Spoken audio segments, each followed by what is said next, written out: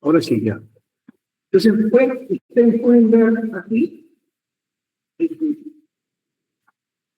el comportamiento de la cantidad de dinero, la masa monetaria que ha ido incorporando en la economía por la Reserva Federal, ¿no?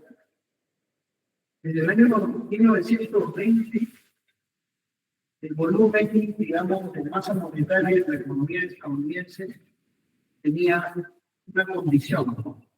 Relativamente baja, conforme también a la crisis del año 30, en los albores del año 1940, el índice, digamos, de colocación o de evolución de la masa monetaria empieza a elevarse, ¿no? ¿De acuerdo? Casi después de la Segunda Guerra Mundial, cuando la economía estadounidense empieza a tener una visibilidad más importante en el mundo, ¿no? La masa monetaria ya empieza a crecer, pese a ser Estados Unidos en los años 50, la economía más poderosa del mundo, como ustedes pueden ver aquí, ¿no? Y es a mediados de los 80 que el incremento se nota notablemente. De los 80. De los 80 hacia el año 2000, el incremento de la masa monetaria ha ido en ascenso, ¿ya? Esta información es al año 2010. Pero ¿qué es lo que ha pasado en periodos posteriores? Bueno, al 2021, un año posterior al COVID, la masa monetaria ha continuado con la tendencia creciente, porque si ustedes se dan cuenta, el último año que es el 2021, sobre todo cuando vino la pandemia y posteriormente y anteriormente a ello, ¿no? Aquí está la pandemia, pues aquí está más o menos la crisis del año 2008, ¿ya? Promedio, ha habido dos tipos de incremento digamos, de la masa monetaria.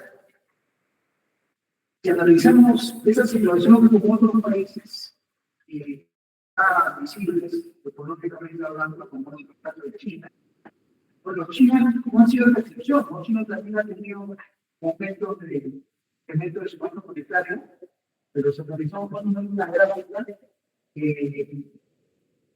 la variación por la diferencia que existe entre Estados Unidos y China en ese mismo rango de tiempo, es que en un periodo, digamos, de análisis en 3 décadas anteriores, China, por el contrario, ha restringido el volumen de masa monetaria de su economía y entonces duplica la pobreza en Estados Unidos. Y en América Latina, miren ustedes el comportamiento de la masa monetaria de países como Brasil y específicamente en Perú, ¿no? Nótese que para el caso de Brasil, ¿no?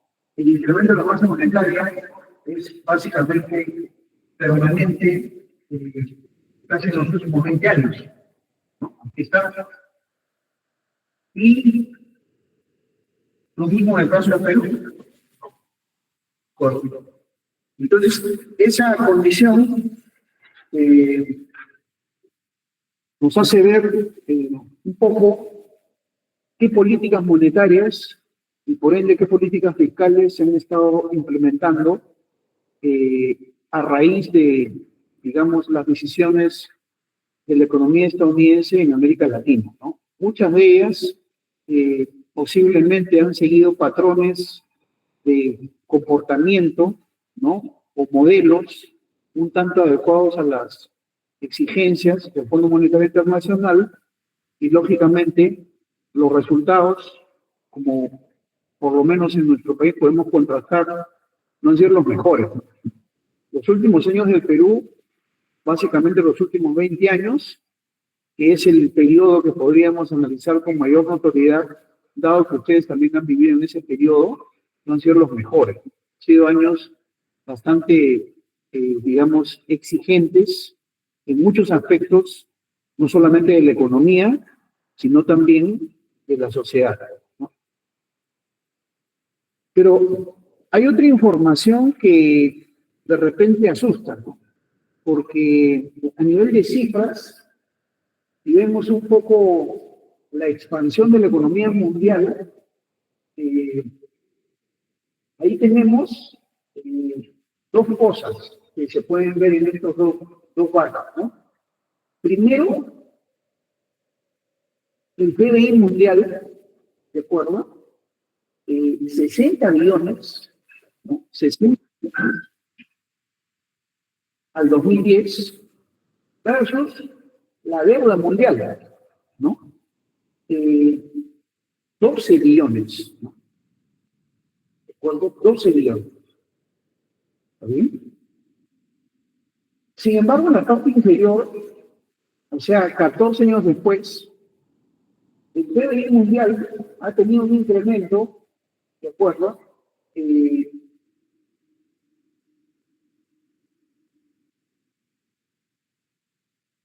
De 60 a 105 billones, ¿no? ¿Eso cuánto es en términos porcentuales?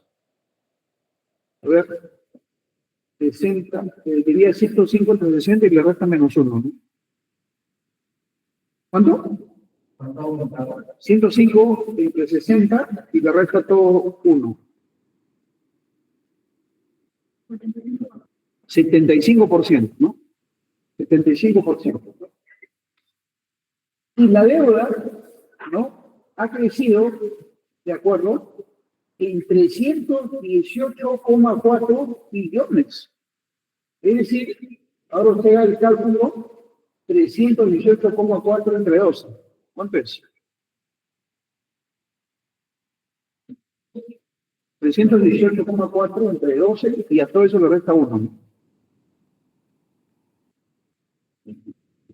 ¿Cuánto? Eso es 250%, no, 2.500%. ¿Eh? Entonces, si usted hace los cálculos, va a ver que el incremento de la deuda mundial está muy por encima, ¿no? ¿De acuerdo? Del incremento del PBI mundial. Según los cálculos que van a hacer sus compañeros, estamos hablando de 250, ¿no? Números, ¿no es cierto? ¿Estás seguro? No, no puede ser. 318,4 entre 12. 318,4 entre 12, calculen.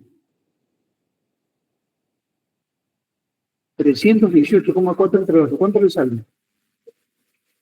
Ya eso. Y le resta uno, 25,53. Ya pues, por 100, ¿cuánto es? 2.500% es lo que ha subido. Es lo que ha subido. ¿Eso qué significa? El modelo económico que el mundo ha seguido es un modelo que genera enormes desigualdades, ¿no?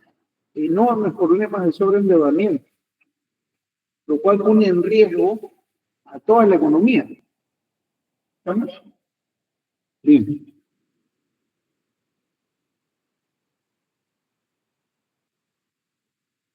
Aquí hay otra información que puede permitir un poco contrastar los datos que estoy mostrando de manera resumida.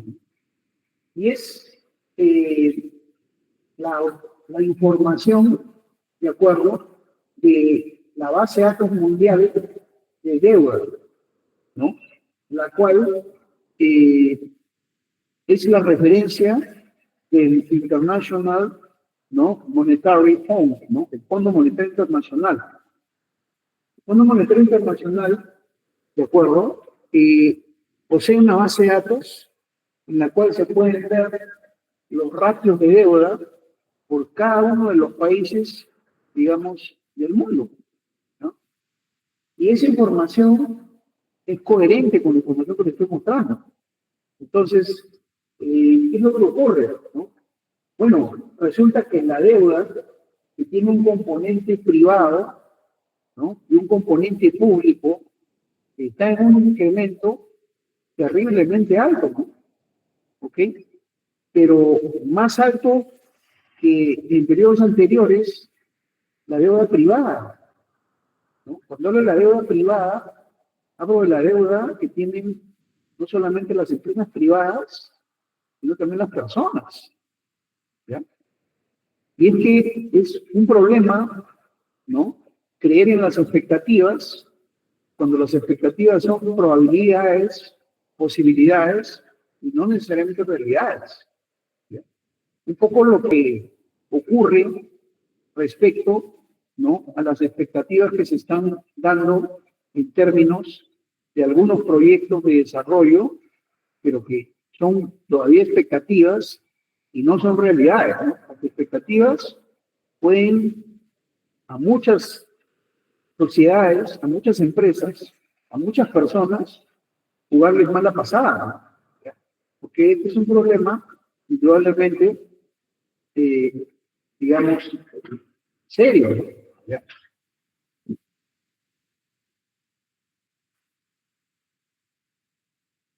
Por esa razón es que los efectos, ¿no?, de esta, digamos, este sobreendeudamiento mundial, ¿no?, ha generado pues enormes pérdidas en el sistema financiero bancario. Recordemos un poco la crisis del 2008, en la cual muchas organizaciones, ¿no?, muchas casas de inversión, inclusive el mismo Citigroup, entró en un colapso, ¿no?, tan grande que fue el mismo Estado norteamericano quien fundamentalmente tuvo que hacer el esfuerzo para rescatar parte del sistema financiero que estaba en posibilidad de caer en quiebra, ¿ya? Si eso hubiera ocurrido, toda la economía mundial hubiera tenido serias dificultades considerando el grado de dependencia que hay entre los países, digamos, dominantes y los países dominados, ¿no? Hubiéramos sido arrastrados por, digamos, enormes dificultades económico-financieras. Ese rescate bancario, ¿no?, que hicieron los estados por vez primera, nos dejó entrever a la mayoría de economistas porque el sistema indudablemente no era un sistema perfecto, ¿no? Estamos viviendo y tal vez estudiando un sistema que posiblemente, digamos, requiere, ¿no?, un nuevo paradigma, una nueva lógica, ¿de acuerdo? No podemos continuar en una condición de creciente vulnerabilidad, ¿no?, lo cual compromete no solamente las generaciones actuales, sino las futuras aún sin llegar. Es peligroso. Con los datos que ustedes han calculado, eso es más que claro. Por esa razón, el problema de la liquidez de los bancos ha repercutido de manera directa en el costo de las tasas de interés. Y concretamente en nuestro mercado, que es un mercado lamentablemente no regulado, el costo de las tasas de interés ha traído serias dificultades de liquidez, no solamente a empresas, sino a personas. Ni qué decirlo en el momento que estuvimos en situación de pandemia y lógicamente las reacciones del Estado por intermedio, digamos, de los programas de apoyo fueron tardíos, ¿no? Eso ya lo hablamos en su momento, con, digamos, antelación, ¿no?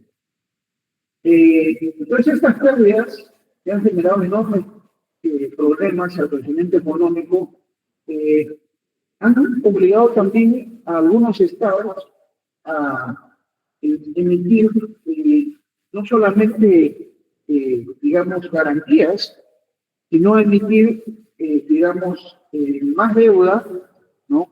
En todo caso, emisiones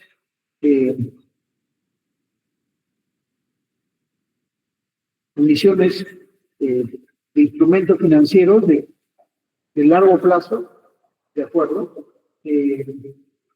Comprometiendo a nuestra economía, digamos, a tasas de interés pagaderas en, digamos, en un siglo, ¿no? Un ejemplo de eso es el famoso, digamos, bono centenario que suscribe que suscribe el Perú en el gobierno del presidente, digamos, provisional Sagasti, ¿no? El Perú se endeuda con una cifra récord, ¿no? Para cubrir su déficit fiscal, ¿ya? Un bono pagadero en 100 años. Por esa información está en los medios. De repente en la academia no se menciona, pero yo creo que voy a traer el video donde se habla justamente de un bono rico que el Perú, digamos, asume para cubrir el déficit fiscal, ¿no? Después de la pandemia.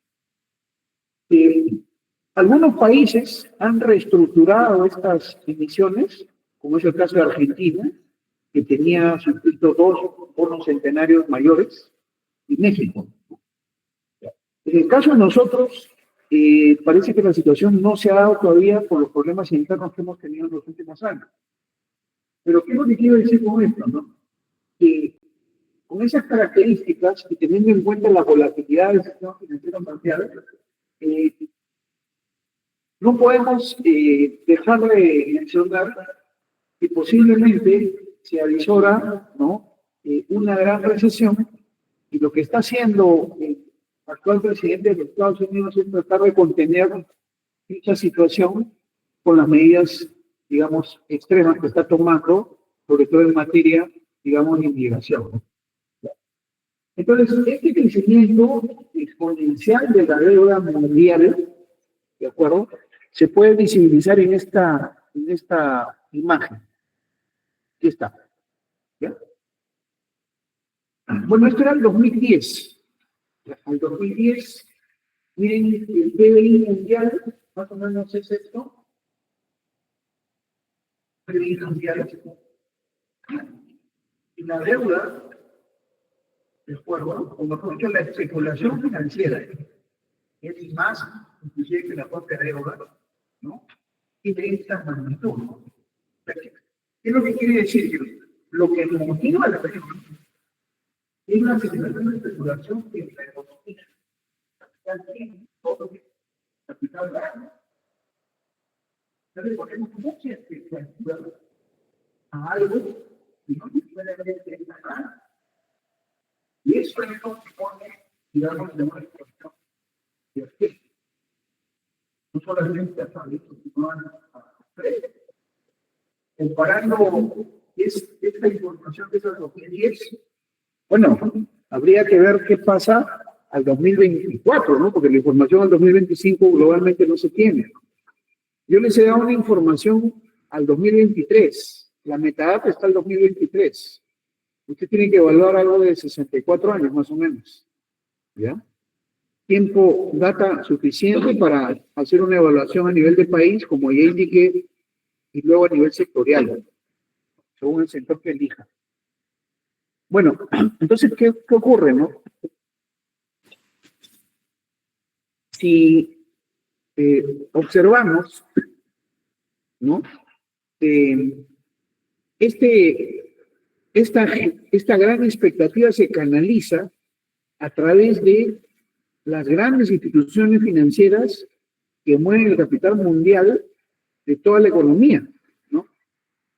Algunas de ellas son las que aquí ustedes observan, ¿no? ¿De acuerdo? Nueva York, Londres, Tokio, Frankfurt, ¿no? Ciudades de referencia mundial en las cuales están ubicados los denominados bancos sistémicos, ¿ya? Los bancos sistémicos, digamos, son bancos o instituciones que predominantemente tienen una enorme influencia en las decisiones económicas y, lógicamente, una gran capacidad para, digamos, mover capitales aprovechando las ventajas de la tecnología e información, ¿no? Teniendo en cuenta que hoy los capitales, respecto a periodos anteriores, son muy sensibles, ¿no? Los capitales se mueven con mayor facilidad hoy gracias a las redes, porque las transferencias interbancarias ya no se hacen pues como años atrás, ahora todo es por internet, ¿no? Entonces, cuando una economía inicia una etapa de crisis, automáticamente los capitales privados evaporan, ¿no? ¿Ya? Y eso es lo que hace que, digamos, los principales bancos sistémicos cambien de estrategia.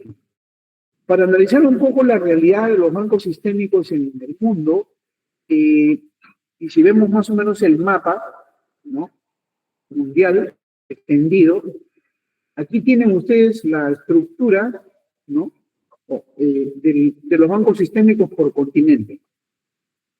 ¿Se dan cuenta? Son aproximadamente 10 países que concentran la capital mundial, ¿no? 10 países, ¿de acuerdo? Y, sí. Y esos países están ubicados en distintas partes del mundo. Por ejemplo, las 8 entidades sistémicas más importantes de América, de hecho, no están en Sudamérica, están en Norteamérica. Concretamente, en la economía estadounidense. 9 entidades sistémicas están en Occidente, ¿no? Entre los cuales, lógicamente, Suiza, Francia, Suecia, Holanda, Italia, España tienen alguna presencia. 4 se encuentran en el Reino Unido, 7, ¿no?, están en Asia, ¿no? Con esto nosotros podemos dar cuenta, de la enorme, digamos, concentración de capitales que se mueven en el resto del mundo, ¿no?, por intermedio de estas economías, ¿ya? Pero esos bancos comerciales, que a su vez son sistémicos, ¿se está viendo, no, jovencito? ¿Lo veo o no? No los escucho. ¿Se escucha? Pues creo que no hay nadie, ¿no? Sí, profesor, sí se ve. Ah, ya. Ah, ya, ya. Sí, pues es que no. Claro. Bueno, ustedes pueden observar aquí, por ejemplo, esas entidades financieras, las cuales debido al gran volumen e importancia que tienen en el mercado mundial, ¿de acuerdo?, pueden generar enormes dificultades en caso de tener problemas, ¿no?, o desaparecer, ¿de acuerdo? Y eso, de hecho, eso ha ocurrido en el año 2008, ¿no?, porque algunos de los bancos sistémicos que ahí observan, por ejemplo, JP Morgan Chase ha tenido varias dificultades, ¿no?, así como Goldman Sachs, ¿no? En la crisis del año 2008, algunos desaparecieron y otros prácticamente tuvieron que fusionarse para poder evitar la quiebra. No ha ocurrido, de repente, en aquellos países donde también existen bancos sistémicos, pero, digamos, el grado de dependencia ha sido menor. Sin embargo, si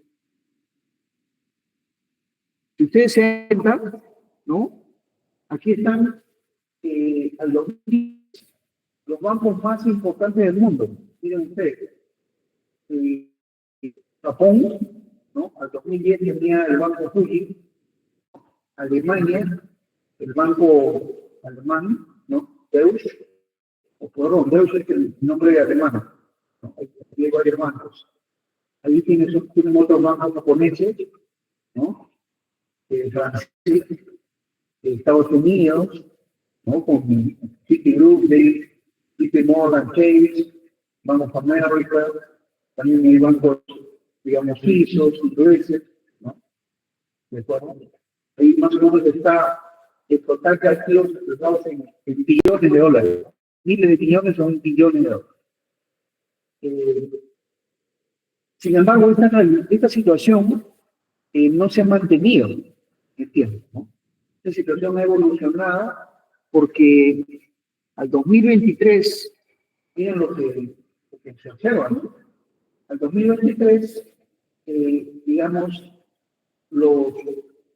4 bancos más grandes del mundo, ¿de acuerdo? Y ya no están en Japón, ahora están en China, ¿no? Ahí tenemos a Commercial Bank of China, ¿no? El Banco de la Construcción chino, ¿no? El Banco de la Agricultura china, el Banco de China. O sea, si ustedes se dan cuenta, después de China, ¿no? El quinto y el sexto banco más importante sistémico que, digamos, representa el poderío económico es el JP Morgan Chase, el Bank of America. Este último banco fue prácticamente salvado por la economía estadounidense en el segundo gobierno de Barack Obama. Si no hubiera sido salvado por la Reserva Federal del Bank of America, posiblemente hubiera sido el fin de la economía estadounidense. Entonces, ha sido una decisión política, ¿por qué no decir política o económica del Estado norteamericano, salvar el sistema financiero, ¿no? Para evitar, digamos, un cataclismo en la economía. Luego, otros bancos que también tienen presencia, como es el caso, por ejemplo, del banco Mitsubishi, que ha descendido en categoría, ¿no? Claramente se puede notar que el banco comercial de China lo supera casi en el doble del patrimonio, ¿no? Y otros bancos como es el HSBC, que anteriormente fue un banco de capital chino, y es un banco de capital británico, y otros bancos, como es el caso del BNP Paribas, el Crédito Agrícola, ¿no? Entonces, este es el escenario al 2023. Al 2024, digamos, no tengo la información, pero sería bueno, en todo caso, ver qué nos depara el 2025, ¿no? Porque ya estamos a la mitad de año y seguramente las calificaciones se van a ir moviendo, ¿no? Dando mayor presencia a bancos sistémicos, seguramente de nuevos países donde está moviéndose la economía actual, ¿no? ¿Qué podemos decir de esta foto, ¿no? Digamos, el comportamiento que hay en relación a la deuda diaria, ¿no? El PDI mundial y las expectativas mundiales? Bueno, lo que podemos decir es que detrás de toda esta gran masa monetaria, ¿no? Existen grupos económicos dominantes. Y hablemos, por ejemplo, de los Rothschild, ¿no? O los Rockefeller, ¿de acuerdo? Familias que, digamos, tienen capitales, ¿no? Notables, desde décadas atrás, se encuentran, ¿no? Pueden todo un imperio, ¿no? Y tiene influencia en la banca sistémica, ¿de acuerdo? Y por ende en las economías mundiales, ¿no? La familia Rockefeller, ¿no? Son familias que se han formado a partir de la consolidación de grupos económicos que a lo largo del tiempo han ido prácticamente creando una red de bancos y a su vez enorme influencia en muchos países, ¿no? Digamos, como el caso de Isla, ¿no? Asimismo,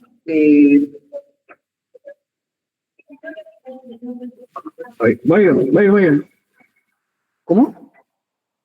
Ay, él me avisa. Usted sabe su apellido, ¿no? Ya.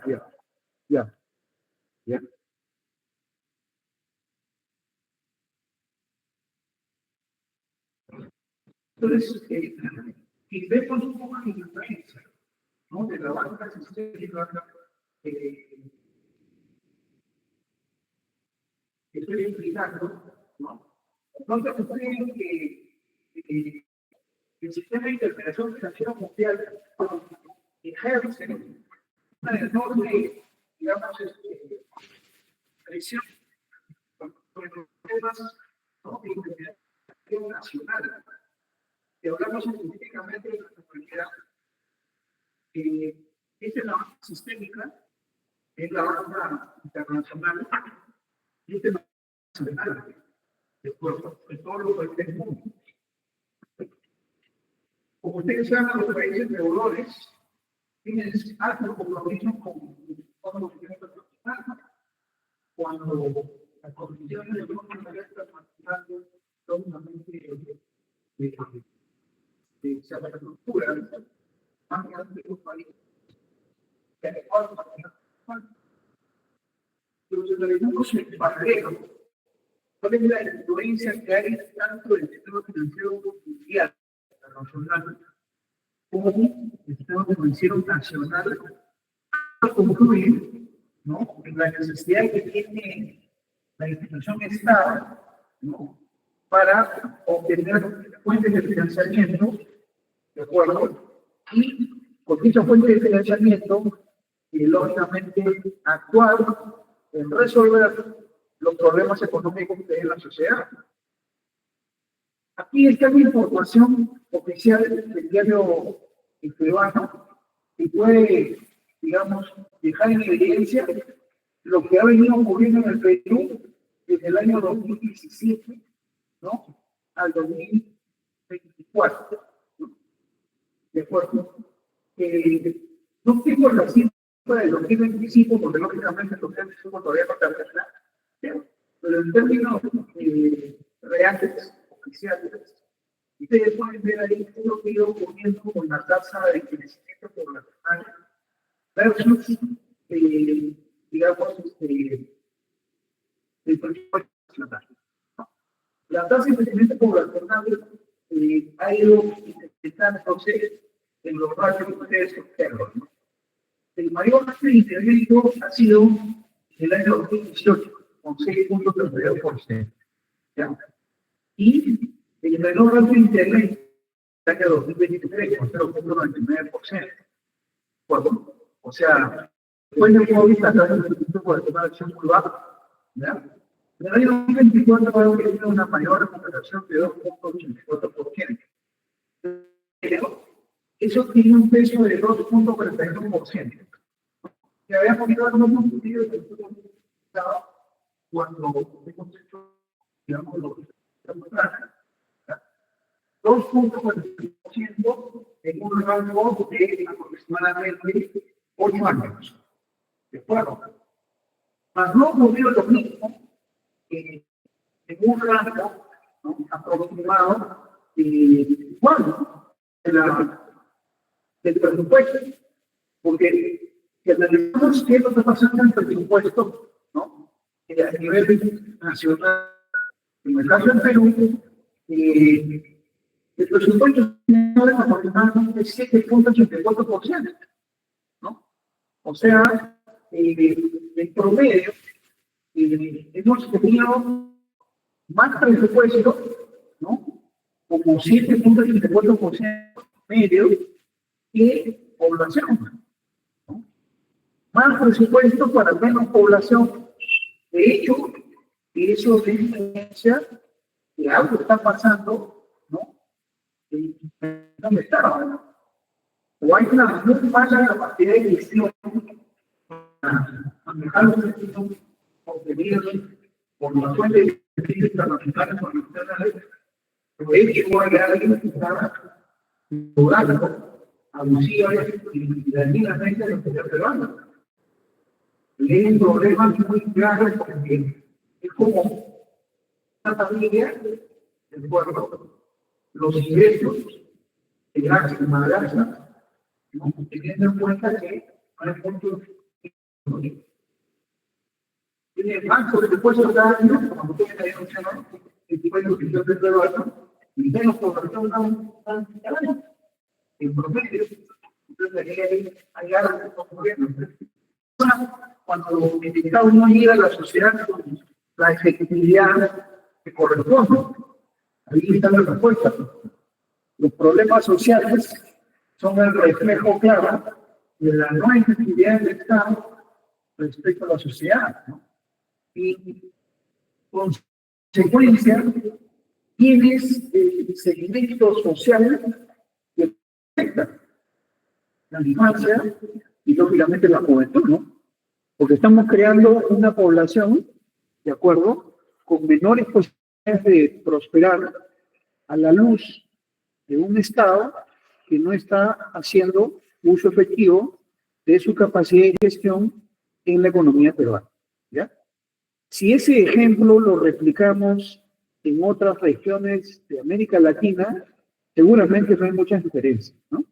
Porque habría que hacer simplemente un análisis de qué es lo que está pasando en la tasa de crecimiento poblacional por cada país de América Latina y qué es lo que está ocurriendo con el PBI, ¿de acuerdo?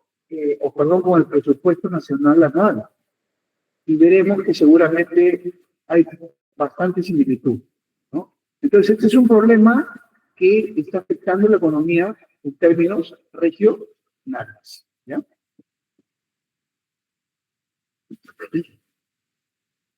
Otro aspecto importante es el déficit público, ¿no?, que ha devenido en los últimos años en nuestra economía. Porque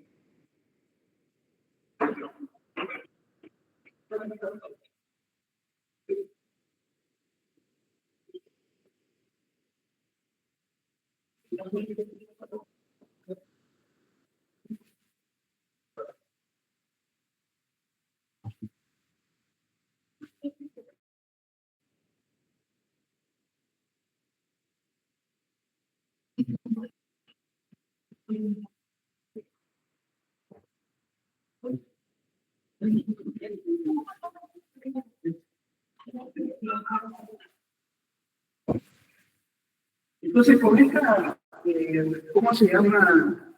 Característica, ¿ya?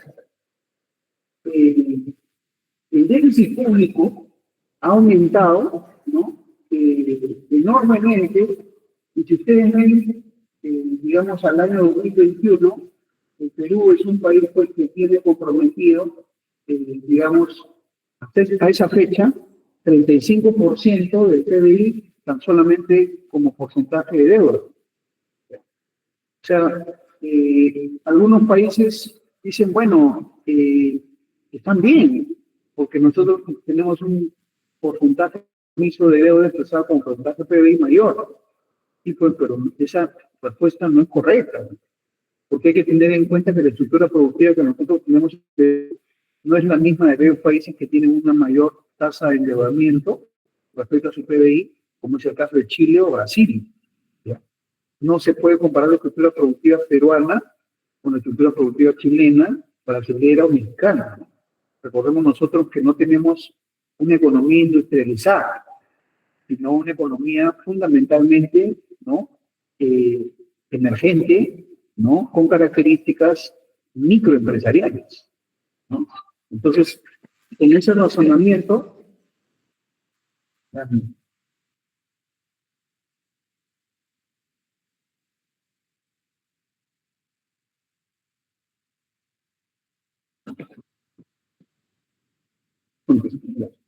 con ese razonamiento, entonces, podemos ver pues, que los compromisos por, digamos, que tiene el Perú van en ascenso, ¿no? Sería bueno analizar cómo está el grado de compromiso en el Perú al 2024. Escuchemos si lo busquemos de una vez, no sé si lo en Google.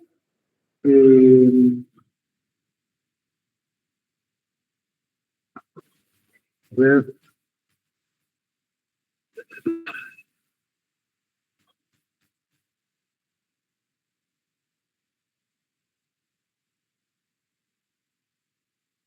En Google de repente podemos tener la suerte de encontrar algo.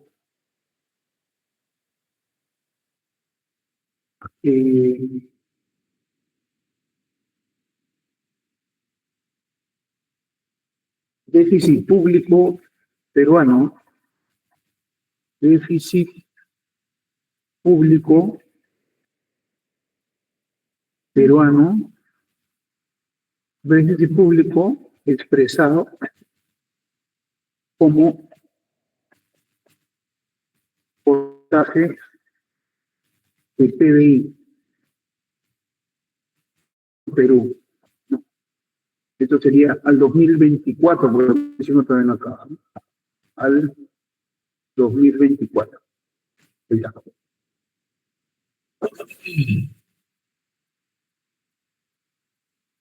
Mire, ha bajado, ¿no? El déficit fiscal público no financiero en los últimos 4 trimestres bajó de 3,5% del PBI a 3,3%. Bueno, esa es una buena noticia, ¿no? Porque la idea es no estar, digamos, técnicamente, ¿cuánto es la tasa límite máximo? 30%. ¿Ya? O sea, un país debería tener de 30% como endeudamiento, expresado en términos de PBI. Pero por ahí ustedes dirán, pero profesores, que hay países desarrollados que han superado prácticamente hasta el PBI, ¿no? Sí, pues, pero casualmente estamos hablando de países que tienen una estructura productiva bastante competitiva. Pues. Pero en el caso nuestro, no tenemos esa realidad. Nosotros, digamos, con una tasa de 50% ya estaríamos en alerta, porque nuestra economía no es industrializada. Nuestra economía es una economía emergente, digamos, yo diría emprendedora, ni siquiera emergente. No es emergente, es emprendedora. Y eso es más delicado, más difícil. ¿De acuerdo? Bien, entonces, regresamos.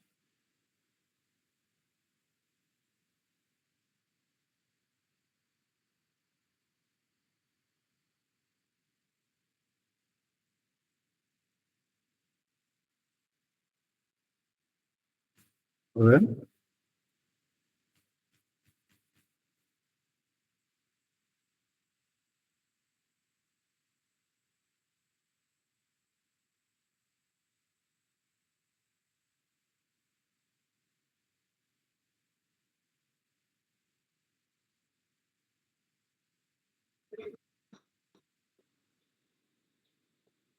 Ya, se está viendo, ¿no?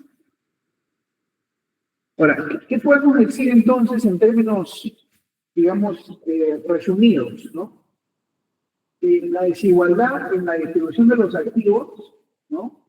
Tiene más o menos una lógica, ¿no? Miren, ¿no? Eso en 2010, el 2010. Me falta hacer los cálculos en 2024, ¿verdad? El tiempo no me ha alcanzado, ¿no? Pero en 2010, el 1% más acaudalado, es el 35% de todas las riquezas mundiales. El 1%. Y el 56% de todas las acciones del mundo. O sea que estamos hablando pues de una sociedad bastante desigual, ¿no? ¿Ya? Enorme, ¿no? Si antes hablamos de desigualdad en el Perú o en la región, hoy la desigualdad se ha convertido en un problema mundial, ¿de acuerdo? Porque los países, inclusive con grado de desarrollo superior al nuestro, ya están experimentando lo que representa el desempleo, la igualdad, el sobreendeudamiento y, lógicamente, la crisis. Eso está ocurriendo, ¿no? Asimismo, el 20% más acaudalado posee el 85% de toda la riqueza doméstica y el 80% de todas las acciones. O sea, estamos hablando de la riqueza neta monetaria y de acciones que está concentrando cada vez más en un pequeño porcentaje de la población, que obviamente vive condiciones pero totalmente distintas, ¿no?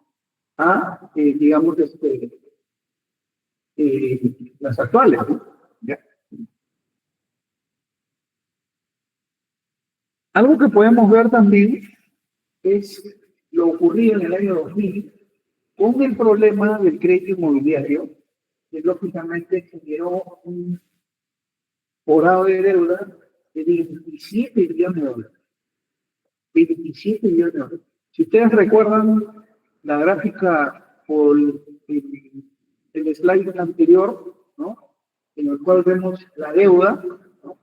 Me parece que está por acá.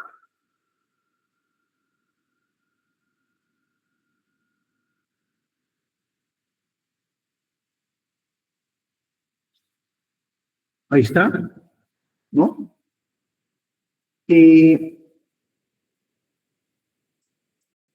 La deuda bueno, esa es la deuda mundial, no habría que hacer la comparación con la deuda de Estados Unidos. 27 millones de dólares, que son 27 mil millones de dólares, fue el saldo que dejó la deuda del sistema hipotecario. Eso fue lo que prácticamente, digamos, motivó la primera gran caída del sistema financiero de Estados Unidos. ¿Ya? Regresamos.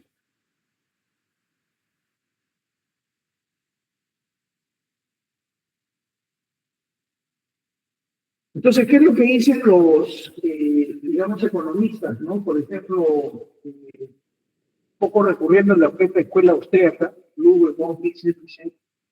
No hay manera de evitar el colapso final de un boom debido a la expansión del crédito. O sea, el mundo ha abusado exponencialmente el crédito, ¿no? Y en general las personas.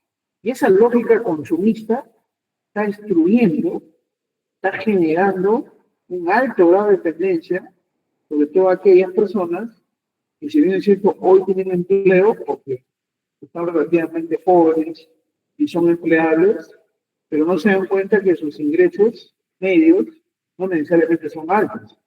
Y cuando asumen deudas, obviamente de mediano plazo, que luego se convierten en largo plazo, prácticamente son impagables. Entonces se convierten en una especie de esclavos del siglo XXI, ¿no? Porque están trabajando todo el tiempo para pagar compromisos, financiamientos, refinanciamientos, reestructuraciones, hipotecas, y no terminan de pagar nunca, salvo hasta cuando pierden el empleo, y obviamente no solamente pierden el saldo de deuda, no pierden todo. O sea, les ejecutan las garantías y ahí se termina la historia. ¿Ya? ¿Por qué? Porque es muy difícil mantener hoy el empleo. El empleo que anteriormente era parte, digamos, de un privilegio que tenían los empleados, empleo de mediano largo plazo, era fundamentalmente, digamos, algo necesario para poder comprometer la compra de bienes de capital, como el caso, por ejemplo, de la vivienda. Hoy los empleos de largo plazo prácticamente no existen, ¿no? Por esa razón, las posibilidades de financiación que tienen los jóvenes profesionales son de corto plazo. ¿Cómo financias la compra de bienes de capital de largo plazo con ingresos medios de corto plazo? Es imposible. Es totalmente imposible. ¿De acuerdo? Pero ¿por qué esta situación? La explicación la acabo de dar. La economía está en una situación de expansión, pero en el sentido negativo. ¿Ya? Demasiada expectativa, demasiado endeudamiento para tan poco PDI. ¿Okay? Entonces, solo hay dos alternativas que la crisis, digamos, llegue antes, que es lo que ya llevó, ¿no? Hace tiempo a la economía, ¿no? Tras el abandono voluntario de la continua expansión de crédito. O sea, el crédito tiene que ser, de alguna manera, un mecanismo impulsor de la inversión, pero en ningún caso el gasto. Esa es la importancia de la regulación. La regulación tiene un propósito, no solamente tiene como propósito proteger los intereses, digamos, de la sociedad en términos de las colocaciones recibidas por intermedio del crédito, sino también tiene como propósito evitar la catástrofe, ¿no? Que a todas luces se puede ver en el sistema monetario mundial. ¿Ya? ¿De acuerdo? ¿Qué es lo que dijo también, digamos, otro economista, ¿no? Respecto a esta situación, ¿no? Me refiero a esta idea de, ¿no? Bueno, las cifras son terribles, dicen, ¿no? En el caso de la economía es mucho peor de lo que la gente cree. Ya, no hace falta, sino presentar la información después de que para la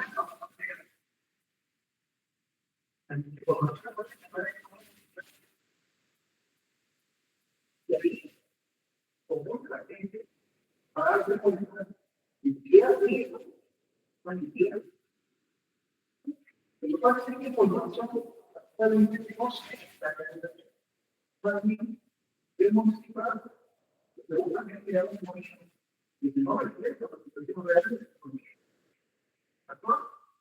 Y eso es lo que estamos preparados para una gestión y posiblemente puede ir a esta etapa, pero no, que es la capacidad. Los cuales son las estadísticas son instrumentos, ¿no? Útiles, vitales para tomar decisiones, ¿no? Pero también para medir velocidad, grado, comportamiento y economía. Sencillamente de lo que estamos viendo. Y conjuntamente, la economía no es una hermana, una hermana, y eso pone en lugar de la problema, garantía, ¿no?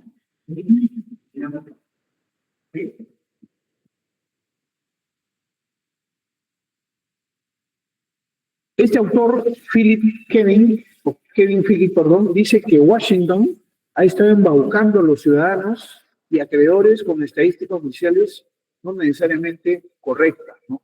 Ya. Y se puede ver un poco lo que él dice en lo que ha ocurrido en el mundo, básicamente en el rango del año 1965 al 75, con la última guerra de Vietnam. Generalmente cuando los problemas económicos empiezan a hacerse visibles y, digamos, la guerra, ¿no? Empieza a tener una mayor, digamos, visibilidad en el sentido, digamos, del mercado, ¿no? Hay la probabilidad, ¿no?, que para corregir estos desequilibrios que genera el sistema económico hayan grandes conflictos. Ustedes se dan cuenta en cada uno de los picos que hoy observamos, que están, digamos, en flechitas, ¿no? En cada uno de los picos donde han habido desequilibrios, ahí están los picos, ¿ya? Han habido grandes guerras, ¿de acuerdo? La última gran guerra fue la del año 65 al 75 de Vietnam, ¿no? Aquí falta agregar la guerra del Golfo, ¿no? ¿De acuerdo? Recordemos que la guerra del Golfo está en un pico alto de, digamos, sobreendeudamiento, y ahora estamos hablando de otro escenario, un escenario que podría ser totalmente catastrófico, ¿no? Si es que ocurriera. Me refiero al escenario confrontacional que está ocurriendo, ¿no?, con la guerra de los aranceles, ¿no?, la cual podría desencadenar en una, digamos,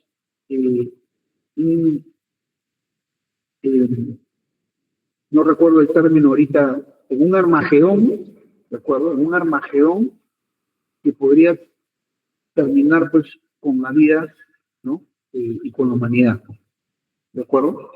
Bien, entonces, nosotros vamos a continuar explicando esto, ¿no?, con información un tanto más actualizada respecto a los datos que ofrece el Fondo Monetario Internacional, porque según la base de datos que yo les he mostrado, esa base de datos es una base de datos a nivel de países, ¿ya? Y lo que ustedes tienen que hacer, como indico en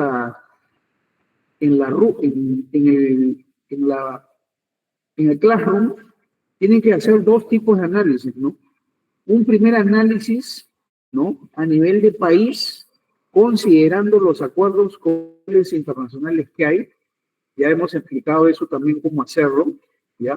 Compare la información de los países, su evolución, ¿no? Encuentre el beta, ¿de acuerdo? Encuentre el rendimiento de mercado con, digamos, el lending, ¿no?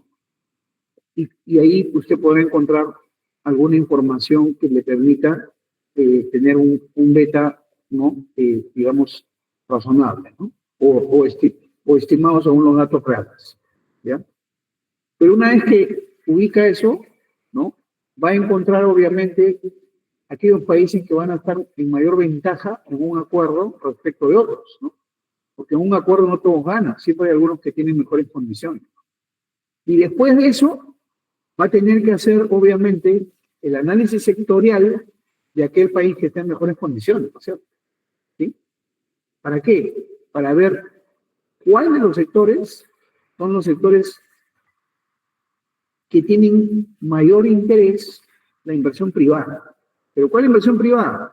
¿La inversión privada local o la inversión privada extranjera? ¿Ya? Ahí ustedes van a poder ver dónde realmente se mueven los capitales en esos países que han suscrito acuerdos comerciales. ¿Ya? Entonces voy a tomar lista antes que me olvide, jóvenes, porque si no, a ver, atentos.